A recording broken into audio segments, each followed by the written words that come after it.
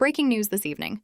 Karma has been left utterly speechless following the discovery of a confidential internal message that threatens to destabilize the very core of the Labour government.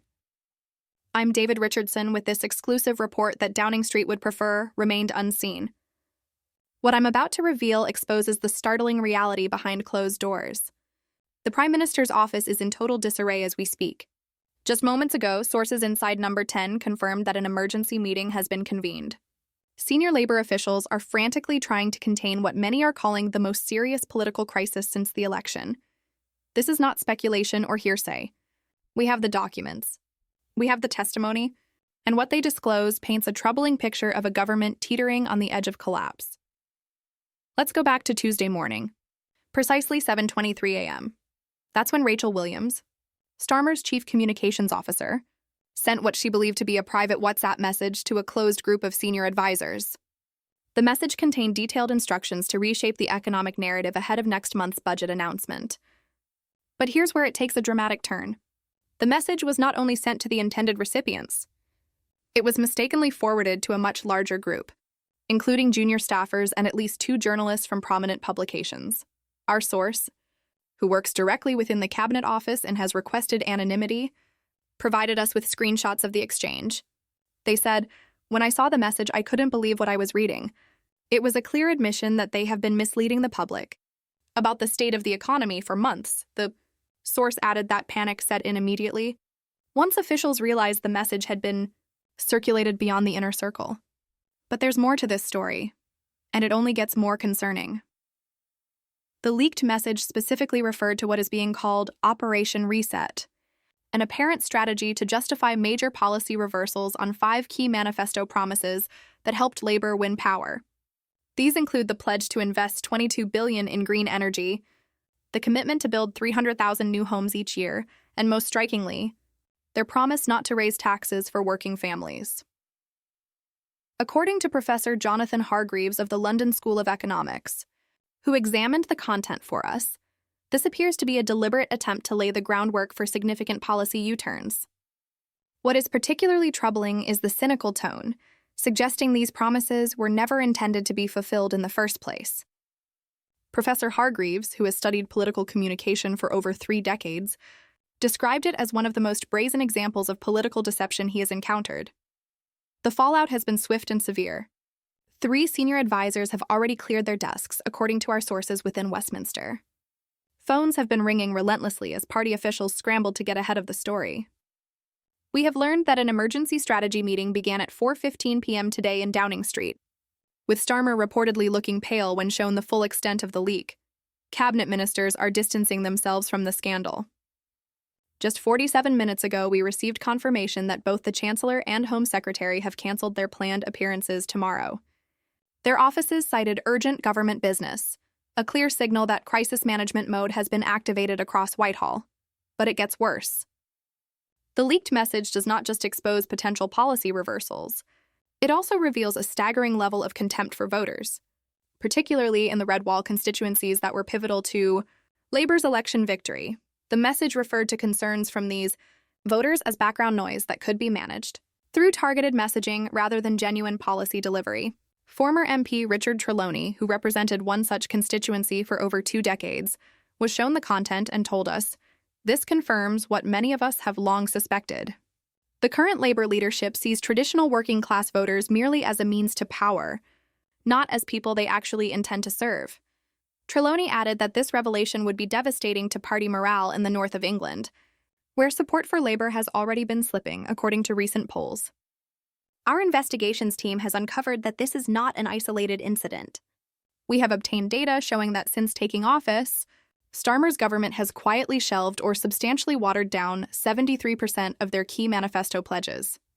Economic analyst Sophia Roberts from Capital Markets Research explained that there is a pattern of making grand promises during the campaign, followed by systematic abandonment once in power. What makes this case unique is catching them explicitly discussing this strategy. The timing could not be worse for Downing Street. With approval ratings already down 14 points from their post-election high and inflation figures due to be released tomorrow, this revelation threatens to erode what little public goodwill remains. A YouGov poll conducted just last week found that only 37% of voters Trust the Prime Minister to tell the truth, a figure likely to fall further as this news spreads. Multiple sources have confirmed to us that panic has set in among Labour MPs, particularly those with slim majorities. One MP, speaking on condition of anonymity, said, "My phone hasn't stopped ringing with constituents demanding answers. I don't know what to tell them because we weren't included in these discussions." Many of us feel betrayed by our own leadership. The MP estimated that at least 40 colleagues share these sentiments, raising the prospect of internal rebellion. But this gets even more explosive. The most damaging section of the leaked message addresses what it terms narrative management for the forthcoming winter crisis. With energy bills projected to rise by up to 28%, and the NHS already warning of unprecedented pressures, the document sets out a strategy to deflect responsibility and create alternative targets for public anger. Dr. Elena Phillips, director of the Center for Public Policy, describes this as a cynical attempt to manipulate rather than inform the public. She told us, "What's particularly troubling is the calculated nature of this approach. This is not standard political spin. It is a comprehensive plan to mislead the public on fundamental issues that affect their daily lives." We have learned that several journalists from major national newspapers have now obtained copies of the leaked messages. The Daily Telegraph is reportedly preparing a front-page exposé for tomorrow, while sources at The Guardian confirm they are working around the clock to verify further details before publication. Inside Westminster, the atmosphere is being described as apocalyptic. One veteran civil servant with over 30 years' experience told us they have never seen such panic in government offices. Staff have been instructed to preserve all communications, suggesting officials are already preparing for potential investigations into misconduct. Labour Party headquarters issued a brief statement calling the allegations misleading and taken out of context, but declined our request for specific clarifications or interviews.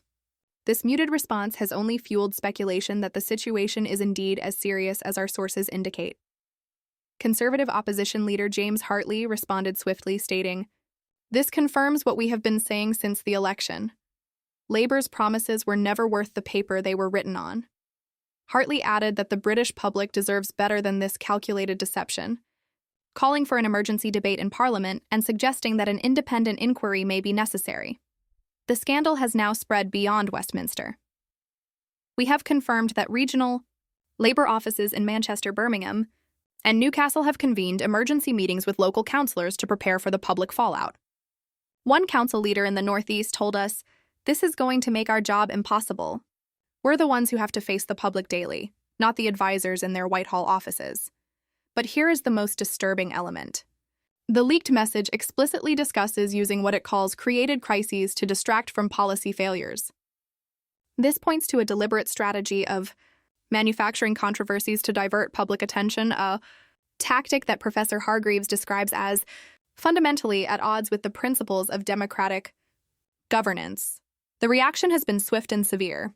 The pound has fallen 1.7% against the dollar since rumors of the crisis began circulating in financial circles. Investment analyst Marcus Jensen from Barclays noted that political stability is vital for economic confidence.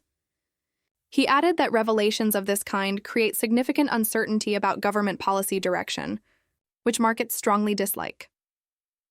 We have also received word that opposition parties are already discussing the possibility of a no-confidence vote. While this would be unlikely to succeed given Labour's majority, the very fact it is being considered underscores the gravity of the situation. Constitutional expert Dr. Amelia Robinson commented, "We are in uncharted territory here. A government facing this level of credibility crisis so soon after an election raises profound questions about mandate and legitimacy."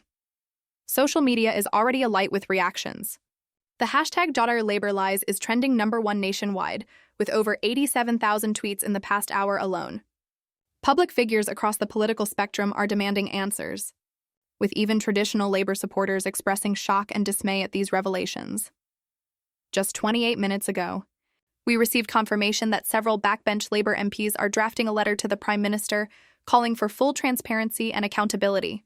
One senior party figure told us, "This isn't what I entered politics for. If we don't address this head-on with complete honesty, the damage to public trust will be irreparable." Former Prime Minister John Major, speaking at an event in Bristol this evening, described the situation as deeply troubling for anyone who values honesty in public life. He added that regardless of political affiliation, The British people deserve transparency from those elected to serve them. The implications go beyond immediate political fallout.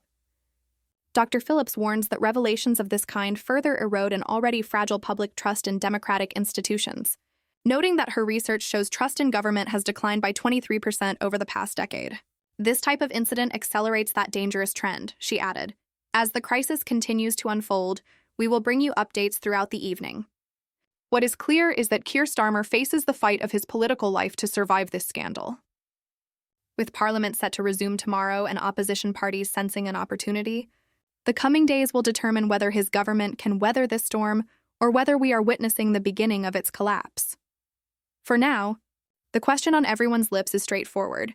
If they are willing to mislead the public on these issues, what else aren't they telling us? This is David Richardson reporting on a government in total meltdown. Stay with us as this extraordinary story continues to develop.